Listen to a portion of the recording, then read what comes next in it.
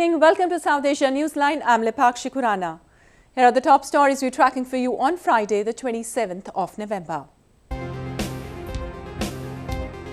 Shiite mosque attack kills one in Bangladesh.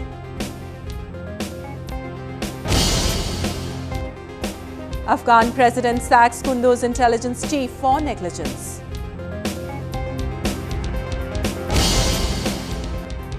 And Bollywood presents love story with a twist in Tamasha. And now for all the details. One man was killed and 3 others wounded after gunmen attacked a Shia mosque in Bangladesh. 2 persons have been detained by the police for their alleged involvement in the attack. The incident took place when a group of armed youth stormed into a Shia Muslim mosque in northern Bogra district during evening prayers on Thursday. Police said the attackers entered the mosque, opened fire after locking the main gate and fled immediately afterwards. The incident comes a month after a grenade attack on a Shia shrine in the capital Dhaka killed 1 and hurt 80. The Islamic State has claimed responsibility for Thursday's attack. The group had also claimed responsibility for the bombing of a Shiite shrine in Dhaka on October 24, while the government blamed local militant group for the incident. Although Bangladesh is predominantly a Sunni Muslim nation, attacks on the Shia Muslim community are rare. The incident has, however, added to the rising tension and violence in the country. Moving on to news from Afghanistan, President Ashraf Ghani has appointed a high-level task team to probe into the alleged support to the ISIS by some government officials. A report. The delegation was assigned after Deputy House Speaker Muhammad Zahi Qadir claimed that the loyalists of the terror group are supported by the government. A statement by ARG Presidential Palace said the decision was taken considering the sensitivity of the claim and the negative impact it could create on public opinion. President Ghani also instructed the delegation to investigate into the illegal recruitment and arming of irresponsible individuals as militia forces. The Deputy House Speaker Wolesi Jirga, speaking during the general session of the lower house of Parliament, claimed that the ISIS leaders and commanders living in Kabul visit foreign embassies and security institutions. Qadir also claimed the militants are currently receiving armoured vehicles and weapons, while in the past they were receiving financial and equipment support from abroad.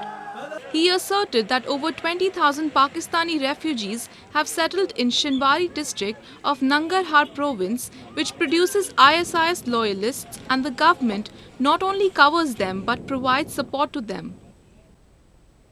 Afghanistan President Ashraf Ghani has sacked National Directorate of Security Chief for Kunduz and several other high-level government officials. The reason for the chief's dismissal is said to be negligence and absence from duty on the day the city fell to the Taliban's hand.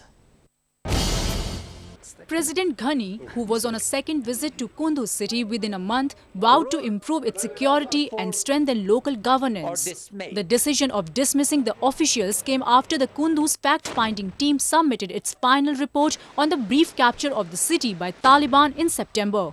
Ghani had, however, honored the former NDS chief soon after the security forces retook the city and cleared it of insurgents. The report stated that the primary reason behind the fall of the city was lack of coordination between the government leadership and the National Security Council or NSC. Meanwhile, the president has warned insurgents who are still clashing with the security forces in some areas of the province of severe repercussions if they do not lay down their arms and join the government's peace process. The Taliban militants had launched a coordinated attack to briefly capture the strategically important northern Kunduz city late in September before being pushed by the Afghan security forces. A prominent Pakistani politician close to former President Asif Ali Zardari has been taken into police custody for 4 days on charges of aiding terrorists. An anti-terrorist court ordered Dr. Asim Hussein's police custody after the expiry of a 90-day remand that the paramilitary force had obtained from an anti-terrorism court for interrogation after his arrest in August. Hussain served as Petroleum Minister during Pakistan People's Party or PPP-led government. According to the FIR, Hussain facilitated criminals and terrorists by getting them treated at the 2 branches of his hospital in Karachi. People of Pakistan-administered Kashmir continue to struggle for basic needs. The locals say that the government has failed to address their problems. We have a report. The Pakistan People's Party-led government, which is in its last few months of rule before elections are held next year, is allegedly involved in several scams, including misuse of public funds. According to local leaders, the party's 5-year rule has been marked by corruption and malpractices. यहाँ सबसे ज़्यादा tax मियां मोहम्मद चौन के लोग देते हैं, खड़ी शरीफ की दमड़ियां चौधरी मजीद खा जाता है।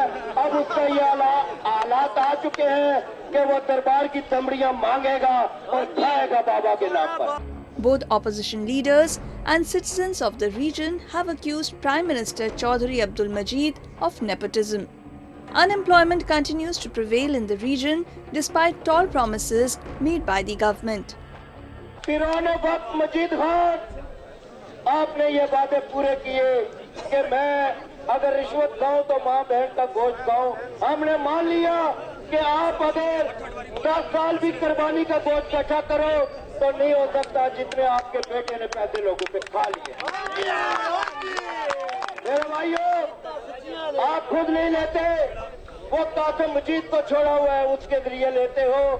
People in Pakistan-occupied Kashmir, which was annexed by Pakistan illegally, have been waiting for years for a better administration that could work for the region's development. But their disappointment has grown into anger as the administration shows no political will to improve the current situation. Moving on to India, real estate in India is the second largest employer after agriculture and is slated to grow at 30% over the next decade. Yet there are a lot of challenges faced by the property market. The real estate market across India is showing signs of growth after a long lull, but the pace is slow. And the consensus is that it will take time for that sluggish recovery to gather pace. While prospects look promising for India's economic growth, it will take some time for the property sector to feel the benefits. This real estate market has been cyclical now for almost 30 odd years, we see. What has happened is this cycle is a little bit prolonged. One was of course the governance issue, then post-election, general election. People expected a revival which did not happen.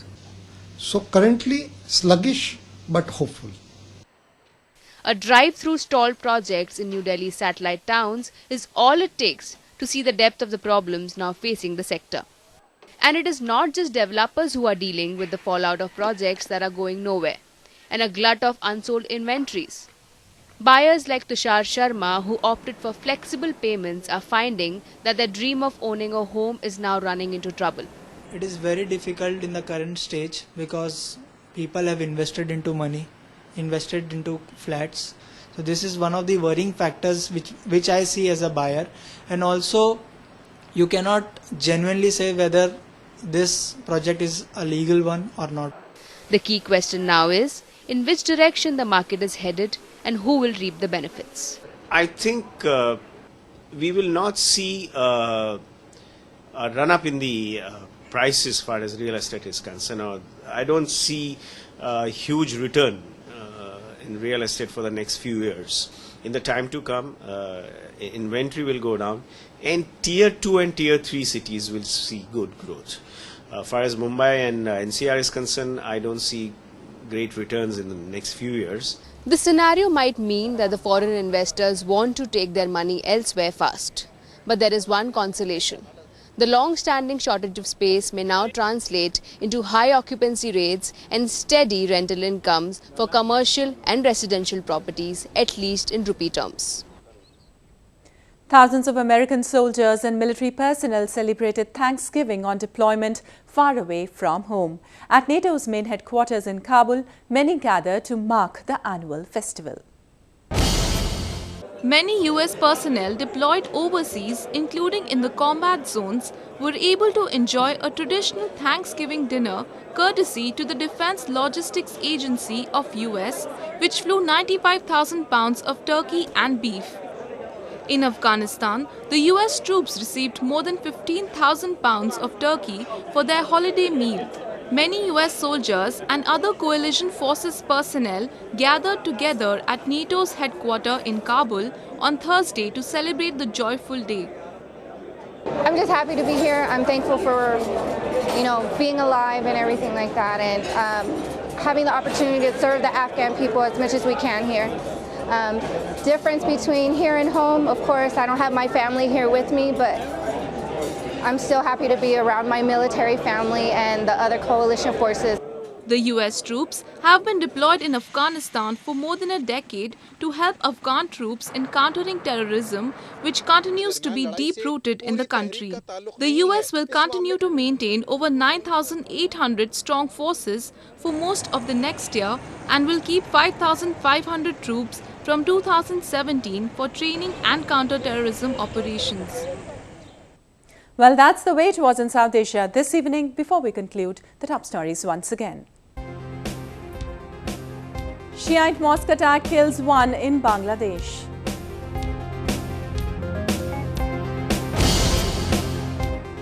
Afghan President sacks Kunduz intelligence chief for negligence.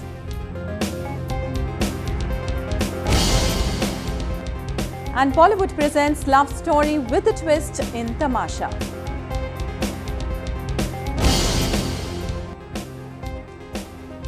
Now, our viewers can watch the show on SouthAsiaNewsline.com. You can also visit us on Facebook.com/SAsiaNewsline and follow us on Twitter @SAsiaNewsline. That's all in tonight's edition. We'll see you same time next week. Have a great weekend. Good night.